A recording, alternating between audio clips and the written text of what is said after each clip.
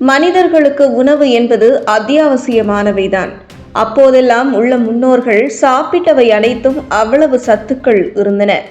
இப்போது அதில் பாதியாக குறைந்துவிட்டது. அதிலும் செய்த உணவுகள் வீணாகி விடக்கூடாது என்று ஃப்ரிட்ஜில் வைத்து சாப்பிடும் பழக்கமும் வந்துவிட்டது. இதனால் என்னென்ன விளைவுகள் ஏற்படுகிறது தெரியுமா? சாப்பிடக்கூடாத உணவுகளை சூடுபடுத்தி சாப்பிடுவதால் ஃபுட் பாய்சன் ஆகிறது. மேலும் உயிருக்கே கூட ஆபத்தாக முடிந்து விடுகிறது. இந்த உணவுகளை சூடுபடுத்தி மற்றும் ஃப்ரிட்ஜில் வைத்து உங்கள் குழந்தைகளுக்கு கொடுத்து விடாதீர்கள். நீங்களும் சாப்பிட்டு விடாதீர்கள்.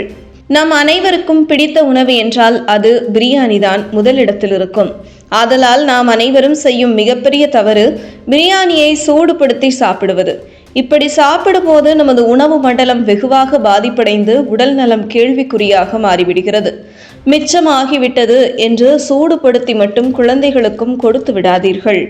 அதிக ஊட்டச்சத்துக்கள் அடங்கியது என்றால் அதில் கீரை வகைகள் தான் முக்கிய இடத்தை பெறுகின்றன. இருப்பினும் எந்த கீரை வகையாக இருந்தாலும் அதை சூடுபடுத்தி சாப்பிடும்போது ஃபுட் பாய்சனாக மாறிவிடுகிறது. மேலும் இரவிலும் கீரையை தவிர்ப்பது நல்லது.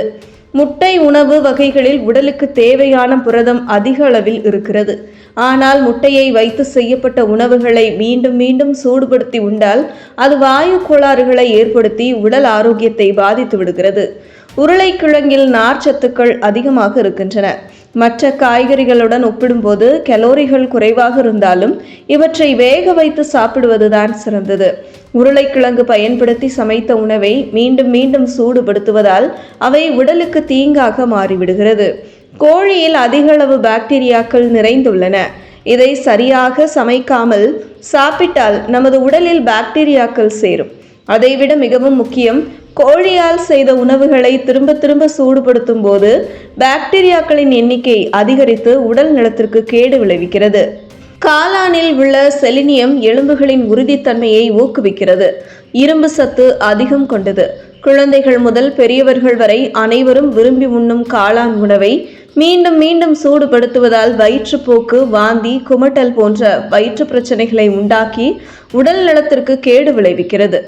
இரும்பு சத்து, வைட்டமின் B12 சத்துக்களை கொண்டிருக்கும் பீட்ரூட் கிழங்கு இரத்தத்தில் ஹீமோகுளோபின் அளவை அதிகரிக்க உதவுகிறது.